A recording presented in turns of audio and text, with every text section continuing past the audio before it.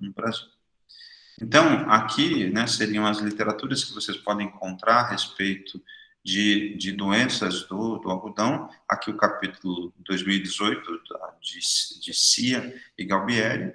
Né, Galbieri, ele tem no Mato Grosso, tem um instituto de pesquisa, e ele o Rafael, né, ele que quer escrever esse capítulo da última versão do manual, o compêndio americano de doenças do algodão, né, do Harrop 2001.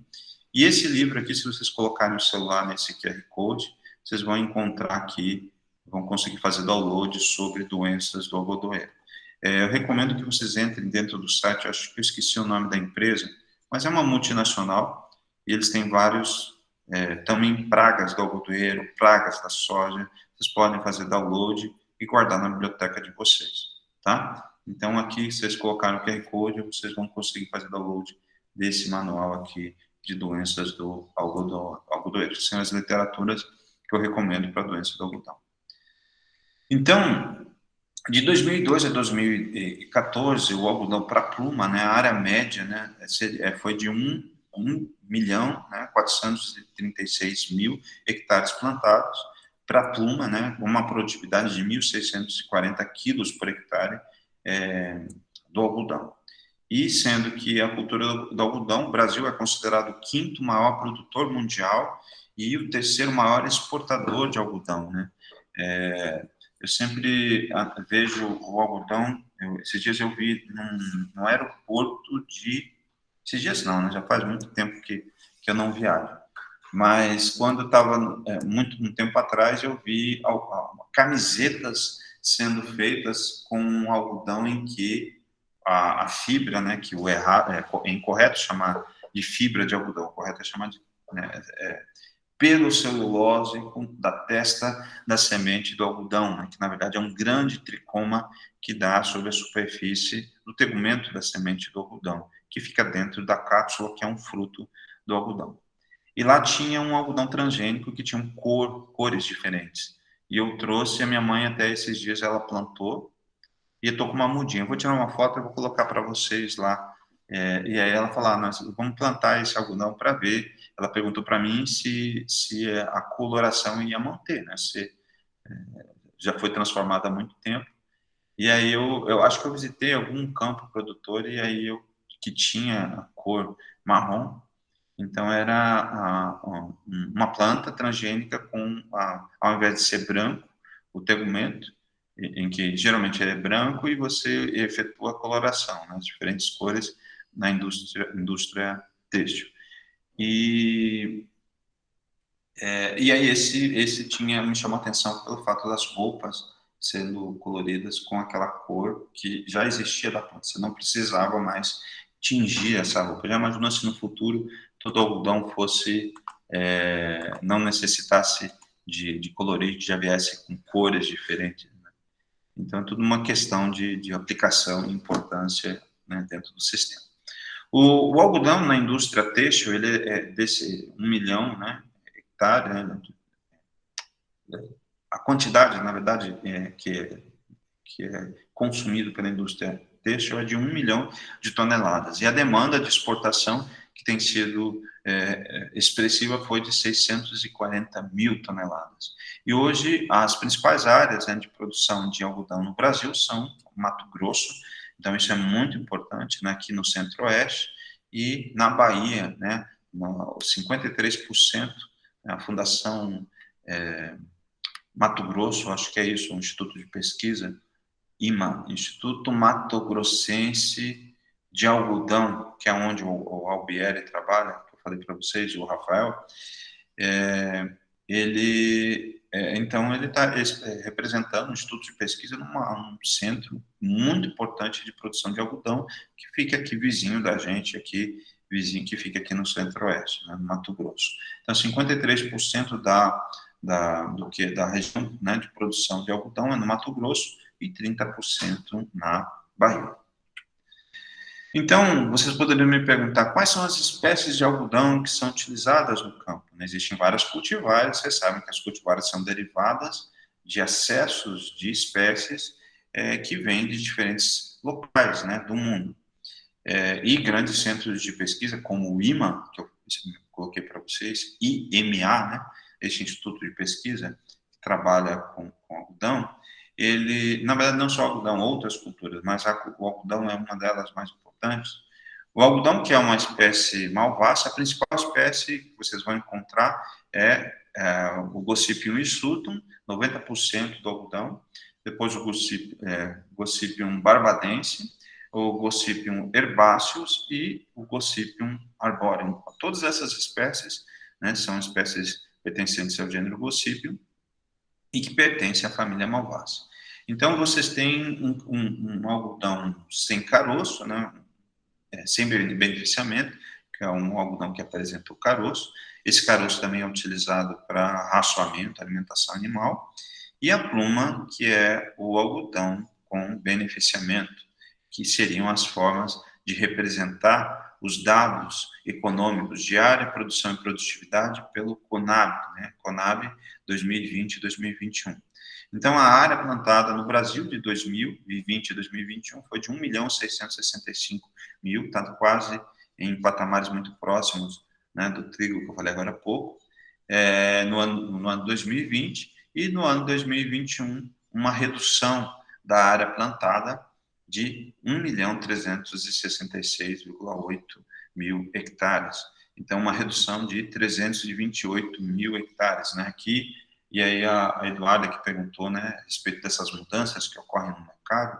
Então, essas mudanças não existe uma explicação muito lógica. Então, o que acontece fora, né, o mercado externo, sobre a questão de sazonalidade dos preços dos produtos agrícolas, as questões de demanda, ela é muito variável, né, por entre os países.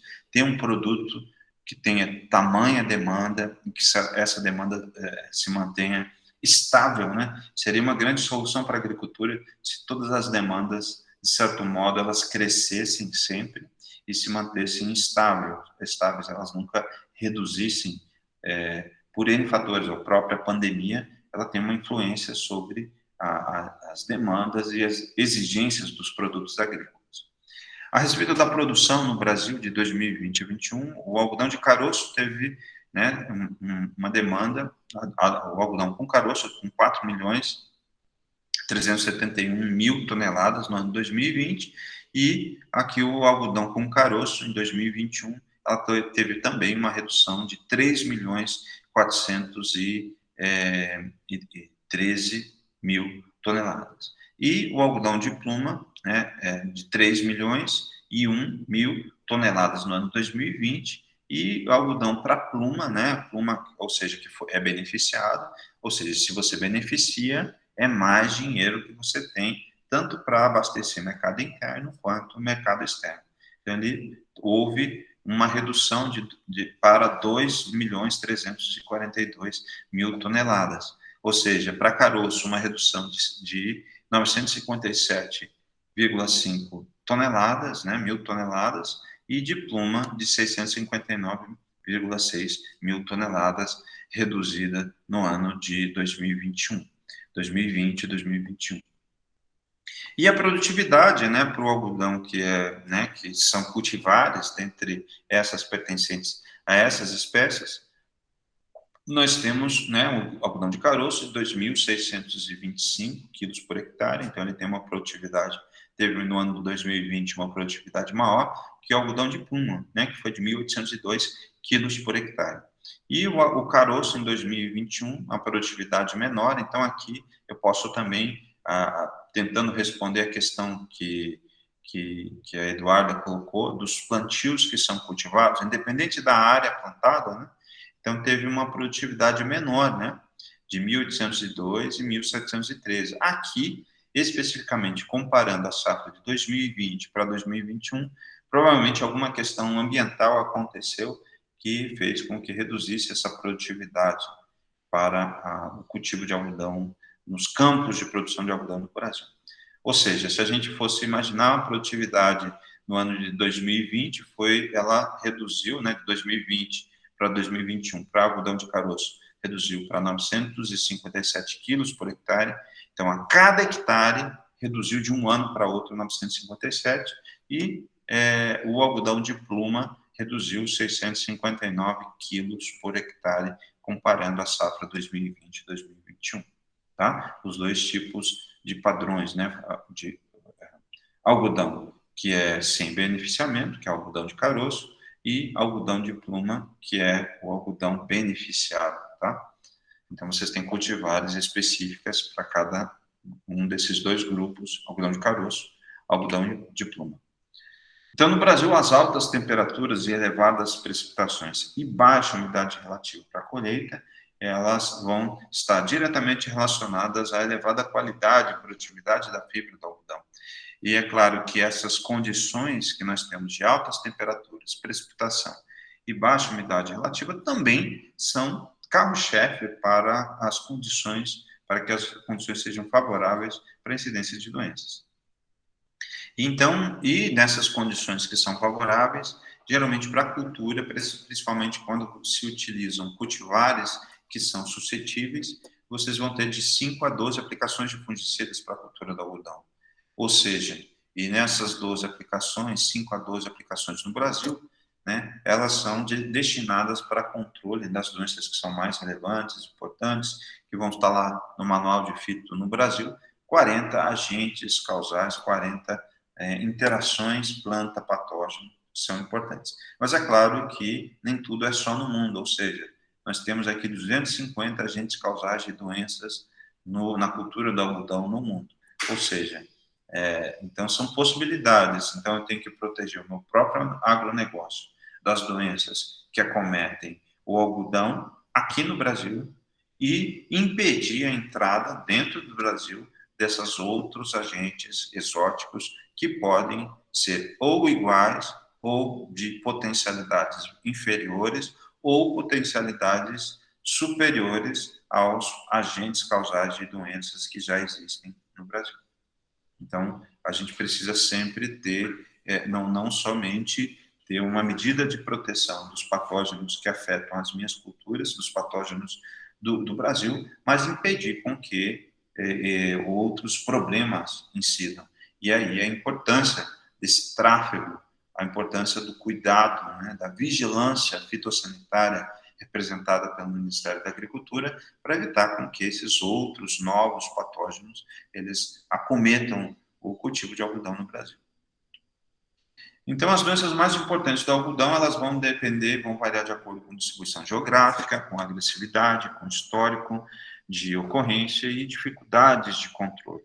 E dentre essas doenças, nós temos, se a gente pudesse resumir, das 40 que eu acabei de dizer, as 7 doenças mais importantes do algodão é a mancha sem dúvida alguma, a mancha de ramulária, que é um fungo cecosporoide, um fungo que às vezes no campo você acha que é um oídio, muito parecido com oídio, devido à sua pulverulência ser de coloração branca, mas a mancha de ramulária é um fungo cercosporoide. Lembra da cigatoca negra, cigatoca amarela da banana? Parecido com a cigatoca pertencente, né, ao mesmo grupo de fungos que causa aquela lesão em banana.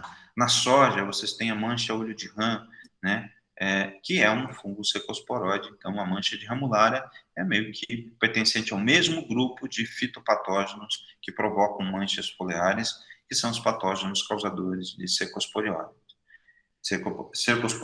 né? A segunda doença mais importante é os nematóides de várias categorias, rotilencos, vocês vão ver mais à frente as várias espécies de meloidógene, pratilencos. Então, vocês vão encontrar muitos patógenos, muitas espécies de nematóides que representam os grupos dos nematóides que afetam o algodão. O terceiro grupo de doenças do algodão é o mosaico das nervuras, que às vezes se confunde com deficiências nutricionais. Então, é uma doença viral que muitos anos foi confundida, né? Não se sabia muito ao certo o que causava esse avermelhamento, né, das nervuras que vocês encontravam. A murcha de Fusarium, que eu falei agora há pouco, para a aveia, a murcha de Fusarium, um patógeno vascular que vai provocar murcha da cultura. Então, o patógeno fica no tronco, né, no tecido do caule, e vai provocar um sintoma reflexo na parte aérea. E o mofo branco, né, que vocês encontram tanto na planta, quanto nas folhas, quanto principalmente nas cápsulas, né, de algodão, que é a outra doença importante que vai afetar a cultura do algodão. E aqui a ramulose, e aí vocês poderiam me apertar. Então, vou colocar aqui, quem está aqui na sala? Então, quem poderia me perguntar aqui? Então, Luiz Felipe poderia me perguntar. Professor, esse nome ramulose, ele é muito parecido com mancha de ramulária. Vocês vão observar para algumas culturas, às vezes, essas dicotomias que parece que os alunos, para justamente atrapalhar um pouco a vida dos alunos. Então, a mancha de ramulária e mancha de ramulose são duas doenças distintas, completamente diferentes. Então, a mancha de ramulária é causada por um grupo de fungos cercosporóides, como eu falei para vocês. Para o algodão, a antracnose, ela não é chamada de antracnose. A antracnose é chamada de ramulose. Então, quando se ouvir falar de ramulose, imediatamente está se ouvindo, se associa, anotem no caderno de vocês, ramulose igual doença do algodão igual antracnose. Ou seja, se é antracnose, qual é o nome do agente causal mesmo? Falem para mim. Quem causa antracnose para as culturas? De uma maneira geral, né? Eu já falei para vocês que a antracnose pode ser causada por outras espécies. Mas qual é o gênero de fungo que causa antracnose para as culturas? Podem colocar. Seria o Coleóptero? Como? coledótrico? Coletótrico. Repitam comigo. Coletótrico. Coletótrico? Isso. Ele tem a língua, né? Coletótrico, sempre os alunos têm uma dificuldade para pronunciar. Coletótrico, igual fitóftora, também tem uma dificuldade. Coletótrico. Então, para saber os nomes científicos, é importante usar tanto a questão do som, fazer você ouvir a sua voz e falar aquela palavra. Em inglês, você aprende se você falar aquelas palavras com pronúncias diferentes. A escrita é de um jeito, mas a pronúncia é outra. Então, isso é importante. Então, associem sempre ramulose, antracnose, só que eu não chamo de antracnose por causa do algodão, e é um coletótrico, um agente causal. Né? E o mofo branco, vocês lembram qual que é o agente causal? Famosíssimo. Começa com S. Esclerotina? Esclerotinea. Tinea. Tá? Então, vou escrever aqui para vocês. Ó. O primeiro é Coletotrichum. Eu escrevo Coletotrichum, mas eu pronuncio Coletotricum. E o agente causal do mofo branco, Sclerotinia sclerotiorum, que é o que causa o mofo branco para várias culturas, né? E a mancha angular, vocês vão ver aqui, né? Um outro patógeno importante, a sétima doença mais importante para a cultura do algodão, que a gente vai ver a sintomatologia e etiologia desses patógenos.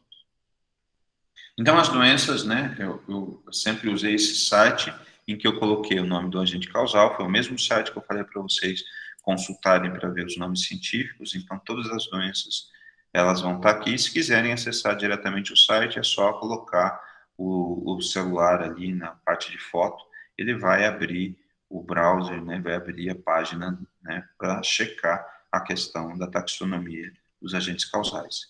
E para saber também a respeito de descrições, famílias, as posições taxonômicas, eu também uso o Index Fungori.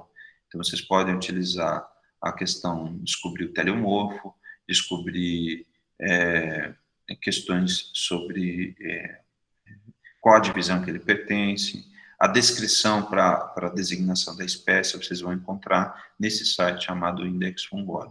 Só colocar aqui no QR Code, vocês vão conseguir achar todas essas informações. Então, as doenças são 4 as principais doenças virais que afetam a cultura do algodão. Então, o mosaico comum, o mosaico das nervuras, o mosaico tardio e o vermelhão. O mosaico comum, então, as doenças que são causadas por mosca branca, todas são insetos vetores diferentes. O mosaico comum, o agente transmissor é a mosca branca, ele é um begomovírus, a Butilon mosaic varius, a BMV.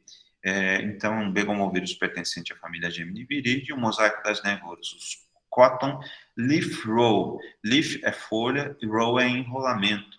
Então, é um mosaico que vai provocar enrolamento das folhas. Muitas viroses provocam esse enrolamento. Então, o cotton leaf roll do artvirus, então CLRDV, que é a acronímia do mosaico das nervuras. Então, vocês podem falar a primeira vez o nome científico completo dele e depois se referir ao mosaico das nervuras, o agente causal, como CLRDV. Então, o gênero dele é um polerovírus. Então, essas informações que eu estou falando aqui para vocês a respeito desse vírus, eu obtive todas nesse site aqui, do NCBA. Então, só a mosca branca que eu tive que pegar no manual, tá? Mas o gênero, família e o nome da espécie, acrônimo, eu encontrei naquele site que eu mostrei para vocês.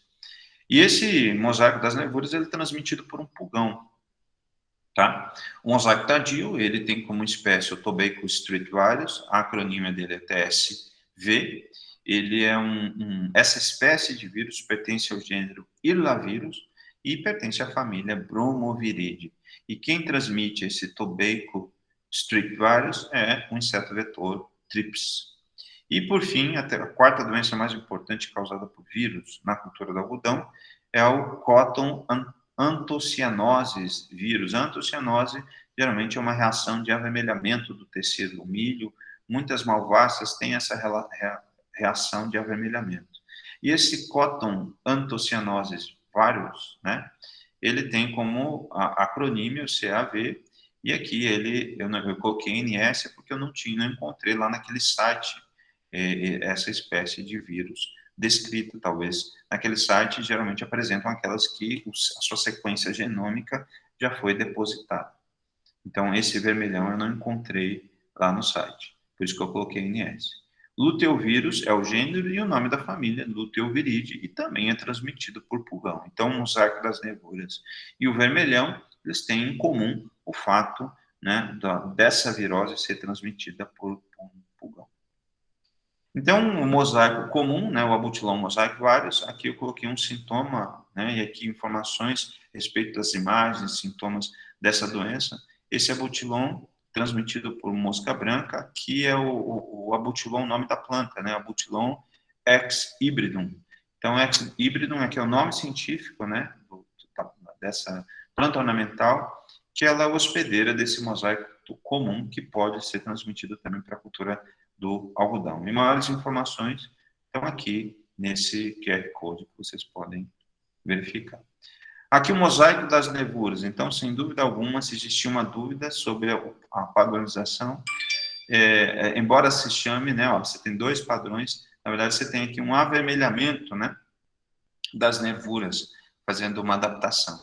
Então, aqui vocês têm algumas cultivares com genótipos, né, de algodão, com algumas reações que podem desencadear doenças, né, essas doenças azuis, né, que seria esse mosaico das nervuras, ou algumas variações, né, que a gente vai encontrar desse mosaico, que seriam alguns sintomas atípicos, né, com reações de resistência, suscetibilidade e de imunidade para alguns genótipos que vocês vão encontrar de algodão, tá?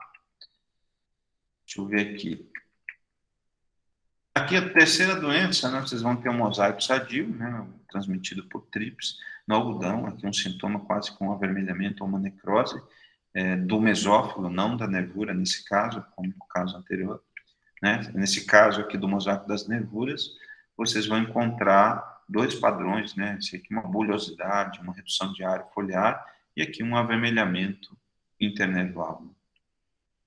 Aqui o mosaico tardio, mais um outro padrão, aqui em hibiscos, o sintoma do Tobacco street virus, que foi detectado, que é uma malvácea, né? Então, e aqui informações a respeito desse mosaico tardio em hibiscos, que é uma hospedeira. Eu não encontrei, coloquei o sintoma de hibisco porque eu não encontrei o sintoma dessa espécie em algodão. E, por fim, aqui a quarta doença importante, o vermelhão, como o próprio nome está falando, esse avermelhamento do tecido do mesófilo, tanto nas nervuras principais como secundárias, você observa aqui a sintomatologia, né, do cotton antocianoses virus. E aqui quiserem mais informações sobre o vermelhão do trigo, vocês vão encontrar aqui nesse QR Code. E aqui o cotton leaf curl, né, o enrolamento, né, o vírus do enrolamento das folhas do algodoeiro. Do algodoeiro. Então, essas imagens de sintomas foram obtidas aqui, vocês podem obter nesse QR Code aqui. E ele é transmitido por mosca branca, então aqui um sintoma inicial, né, tanto bolhosidade e a epinastia, né, a curvatura, aumento da curvatura para baixo das folhas, e aqui uma redução de área foliar mais agravada por essa virose transmitida por mosca branca. Tá? Então, begomovírus é o gênero e a família é Geminiviridae. Aqui é uma fotografia de Gossypium exsultam, né, com sintoma de cotton leaf curl virus.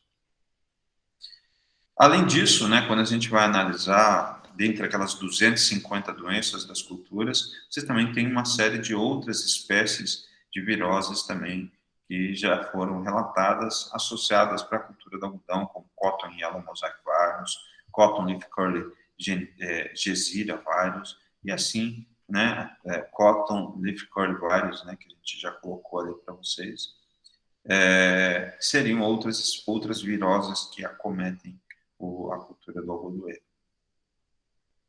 E agora vamos falar sobre o segundo grupo, né, que seriam doenças causadas por nematóides. Então a gente vai finalizar agora com as doenças causadas por nematóides da cultura do algodão.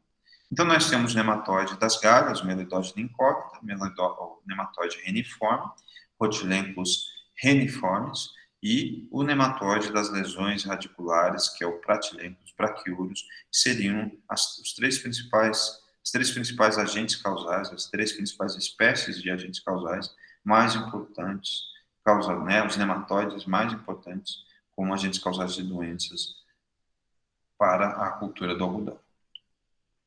Então, aqui você tem o nematóide das galhas, né, o sintoma que você vê de uma plântula inicial, e aqui algumas raízes com entumecimento e formação de galha, e vocês vão ver na parte aérea a questão, como você vê em soja, essa fotografia me lembra muito o sintoma carijó em soja, né, a clorose internerval que dá para a cultura, tá? Então, aqui o nematóide das galhas, Meliodógena incógnita. E dos três nematóides do algodão, né, vocês têm como uma representação da perda de produtividade já associada e como sendo mais representativo o Rotilencos reniforme, que é mais persistente nas lavouras de algodão, Meliodógena incógnita, que é o mais destrutivo, e aqui com pouca evidência, né, de perda de produtividade, o Pratylencos brachyurus. Eu faço uma ressalva, né? Então a gente vê que, por um momento, Pratylencos brachyurus era importante em cana, Pratylencos brachyurus, cana, milho, gramíneas em geral. Ele recentemente adquiriu um protagonismo bastante importante nas áreas plantadas de soja, e com o algodão, devido a essa questão de grande fronteira agrícola de plantio de soja, em que você vê importância de Pratylencos brachyurus para a soja, possivelmente essa pouca evidência ou essa importância ela se expanda, ela se modifique daqui a alguns anos, devido a essa questão de reprodução, de ter hospedeiro que reproduza o nematóide e que depois você tenha uma relevância também para a cultura do algodoeiro. Então, na safra 2012 a 2013, você observou, né, 1.162 talhões com sintomas, né, com perdas provocadas por doenças causadas por nematóides. Além disso, você tem os complexos dessas três espécies, né, o complexo fusário, né, e nematóides, essas três espécies. Então, com a presença de galhas, né, as galhas provocadas por meloidógeno, elas ocasionavam, né, um ferimento, uma predisposição da planta, ocasionando um estresse, e desencadeavam a possibilidade de ocorrência de murcha de fusarium também. A murcha de fusarium decorrente da associação com meloidose incógnita. Então, nesses talhões, né, avaliados no ano de 2012 a 2013, você observou que 23% de incidência de meloidose incógnita, esse 10% de pratilencos, né,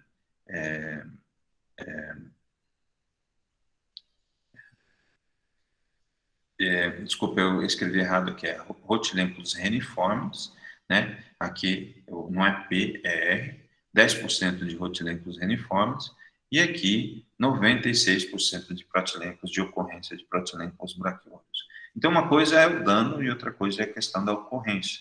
É claro, então, repare, né, então a questão do fato de pratilenco se adaptar num novo hospedeiro, se você conseguir criar impedimentos para a infecção de pratilencos braquiúria para a soja, ele vai ter que, para evitar com que haja extirpação da sua espécie, né, devido às estratégias de manejo que são empregadas na agricultura para a soja, ele pode ter como foco a cultura do algodão. É claro que danos como desbalanço nutricional, de fertilidade, textura do solo e compactação do solo, desse solo, são elementos de estresse que favorecem a incidência de pratilencos braquiúros, ok? Então, dentre esses 3 nematóides, é importante a gente fixar e representar essas 3 informações.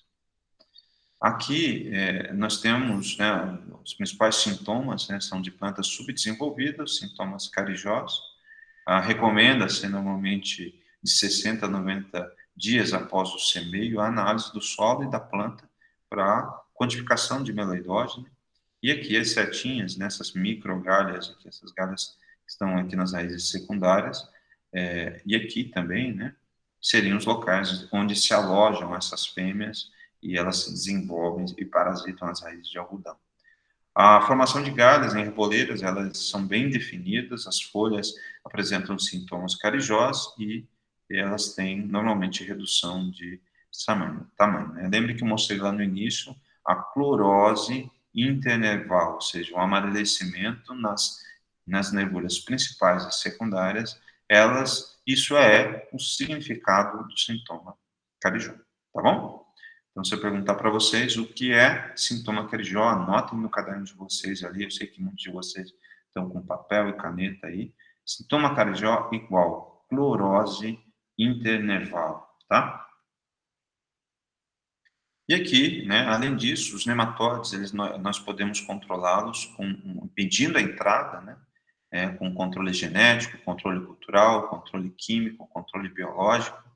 O controle genético é o mais eficiente, ele reduz a população de nematóides, meloidose incógnita e rotilencos reniforme. Vocês têm fontes de resistência de algodão e não tem variedades disponíveis no Brasil para pratilencos braquiúros, né?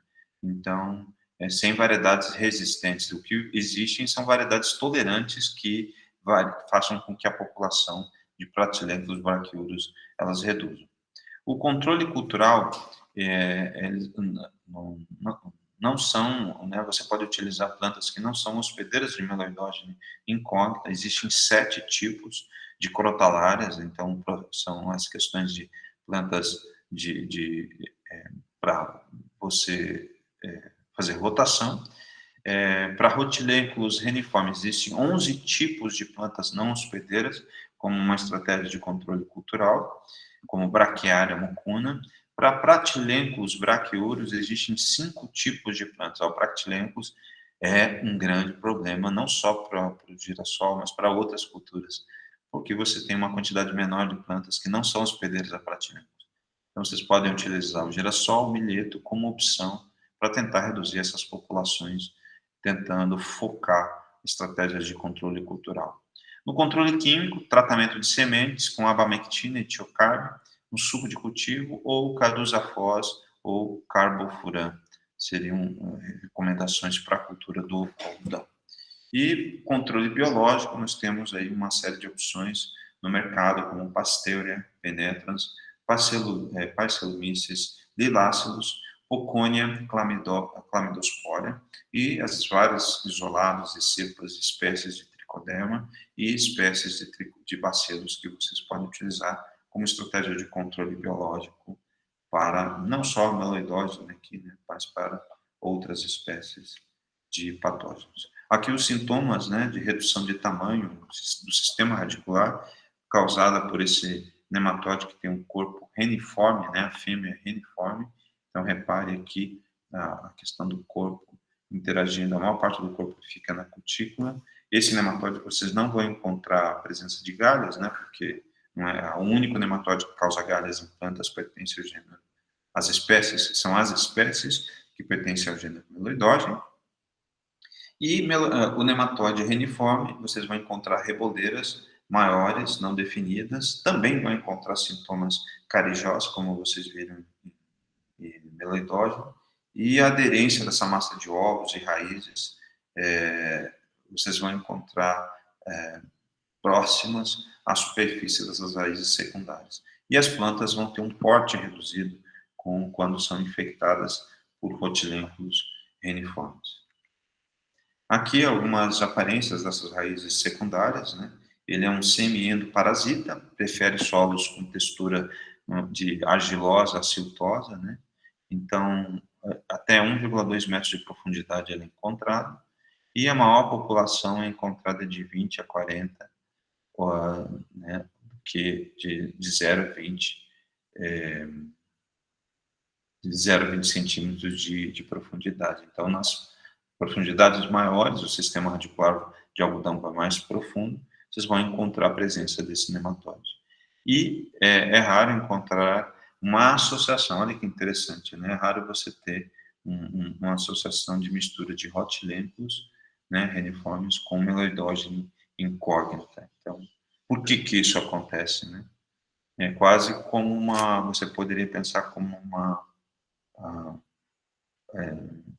o que aconteceu com os citros para tristeza, né? Colocou cepas não virulentas, né? Então, não patogênicas. Talvez isso seja uma saída para se pensar em um projeto de pesquisa para tentar controlar, porque tentando direcionar a hipótese do fato desse sinergismo de ambos, porque que ambos não toleram, né, um ao outro, um nematóide galha junto com nematóide reniforme. Aqui os platilênculos reniformes, e de novo, né, as lesões radiculares e as lesões aqui, a foto não está muito boa, mas vocês estão encontrando o sintoma carijó, né. Além disso, vocês vão observar escurecimento da raiz, redução do tamanho, né, da planta de algodão e informações a respeito do platilênculos brachyurus em algodão, vocês podem obter nesse QR Code que eu deixei aqui para vocês, que é da onde eu tirei essa ilustração.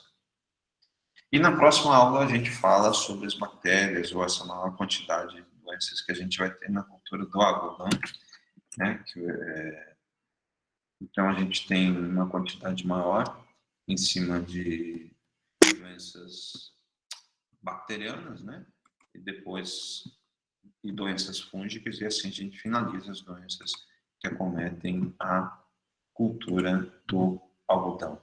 E aí eu pergunto para vocês, até aqui, sobre algodão e sobre aveia, alguma questão que ficou martelando na cabeça de vocês, que vocês têm dúvida?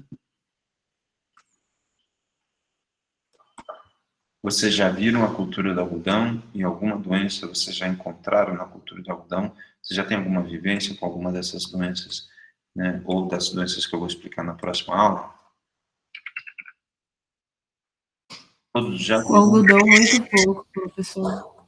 Muito pouco, né? Não encontra muito bem. E aveia? Já tiveram experiência com aveia? Já viram né, uma lavoura de aveia, ou até mesmo um cultivo, né? Eu mesmo, nem todas as culturas eu já tive uma experiência de conduzir. Eu sempre me preocupo de sempre observar, visualizar, né, uma quantidade muito grande de espécies que o homem domesticou. Mas é uma boa alternativa sempre, não só com relação à minha área, mas todas as outras áreas, né? Pragas, plantas daninhas. Alguns de vocês eu sei que estão fazendo estágios em busca desses endossos, né? Dessas vivências que são tão relacionados, que o estágio permite com que vocês reconheçam, né? É quase que impossível da gente conseguir dar toda a bagagem necessária para vocês com relação às culturas, a própria doença, né? A própria fitopatologia 2. Eu fico sempre imaginando a cada ano como aproximar vocês de um número maior de vivências, nem que seja por literaturas, né? Nem eu tenho vivência de todos os patógenos, não conheço todos os patógenos, sempre fico em busca do conhecimento a respeito deles. Isso é um ponto extremamente importante.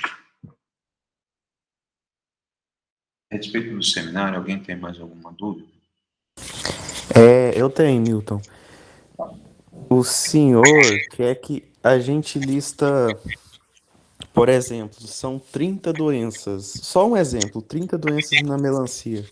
Aí o senhor quer controle para todas elas ou só para as principais? Não. Eu coloco lá para você, na hora de você selecionar, você pode colocar das doenças fúngicas, escolher uma, de repente, se aí fica a seu critério, né? Vou escolher se todas as principais são doenças fúngicas, você pode colocar 5 doenças fúngicas, e dessas doenças fúngicas, colocar um fungicida multissítio, um fungicida sítio específico, um cúprico, enfim, para você poder representar o que tem da variabilidade dos tipos diferentes. Se para a doença 1 que você selecionou, você tem lá somente fungicidas multissítios, aí você vai apresentar um deles. O que eu gostaria é que vocês não repetissem, por exemplo, se existem 10 formas de controles únicas de fungicidas multissítios, não precisa apresentar os 10. Você fala que tem as 10 e você está apresentando um produto comercial que vai ser utilizado, entendeu? Até mesmo de todas as doenças, existem algumas doenças que são importantes e você não vai ter fungicida. Então, vamos colocar aqui como sendo 5 doenças dessas 30 que você tem, e você vai ressaltar alguns aspectos, como se você tivesse... Eu queria que você olhasse para mim como se eu fosse um produtor e eu vou financiar uma lavoura de melancia em que você vai cultivar. E aí você vai me falar sobre a questão do custo, né? Vai me falar da recomendação. Ó, as possíveis doenças são essas, então eu vou falar das principais doenças. 5 doenças, dessas doenças é necessário comprar o fungicida A, B e C, porque essas doenças vão provocar perdas de produção. Porque é isso, a tomada de decisão de um fungicida é porque, se eu aplico o fungicida, eu vou evitar com que haja perda de produtividade. Agora, se a doença não provoca perda de produtividade, eu deixo a doença ocorrer. É essa a ideia, do ponto de vista prático. Se ela não interfere em perda de produtividade, por que eu vou gastar dinheiro e investir num insumo que ele não vai dar retorno econômico? Entendeu? Entendi, obrigado.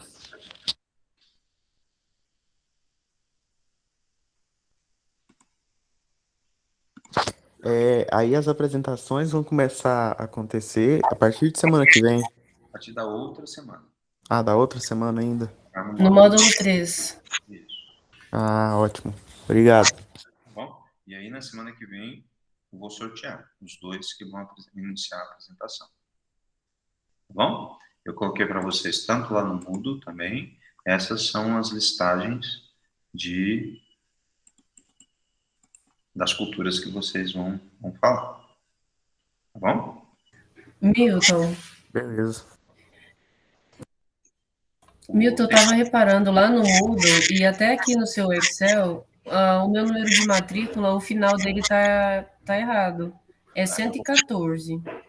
Eu não sei se isso pode me prejudicar, mas só corrigindo aí. Porque é que quando eu colo lá do que acadêmico para cá, ele muda. Ele é como se fosse arredondo. Ah, sim, tudo bem. Não, eu Ó, só. eu Até lá no digitei. Moodle também tá. Ó, eu digitei o 4. Ó, tá vendo? Vou aumentar aqui para você ver. Sim, eu vi que você alterou e tá persistindo no 110. Fica, ó, fica 110, enxerga. Eu não sei Uhum. aqui como montar isso aqui. Acho que eu vou fazer, acho que já sei, eu vou fazer texto. Daí agora eu aumento. Vamos ver agora. Agora apareceu aqui, ó. Viu? Eu tenho que fazer isso tudo à mão, eu só não tive Uhum. tempo de fazer à mão. Tá bom? Eu deixei o template da apresentação. Quem quiser na quinta-feira, marca comigo e quiser tirar dúvidas sobre os seminários, ou até mesmo depois, quando começarem, né? Anotem as coisas que eu for comentando. E essas coisas que eu vou falando para vocês durante a apresentação, essa semana eu vou atualizar lá Moodle, as questões de múltipla escolha, etc. Então, para que vocês depois não caiam nas pegadinhas, nas questões que são colocadas lá, né? Vocês saibam separar o joio do trigo, que é mais ou menos isso, né? Em cima das questões que eu coloco lá para vocês, sobre a doença da veia, que foi hoje, doença do algodão, né? Eu estou atrasado com o conteúdo, e aí semana que vem eu quero ver se eu falo sobre as demais culturas de inverno, para a gente poder finalizar, tá bom? Então, por hoje era isso que eu tinha para apresentar para vocês, e até semana que vem. Até mais, com Deus. Você também. Até mais, professor. Professor, até mais. Obrigada. Tchau, professor.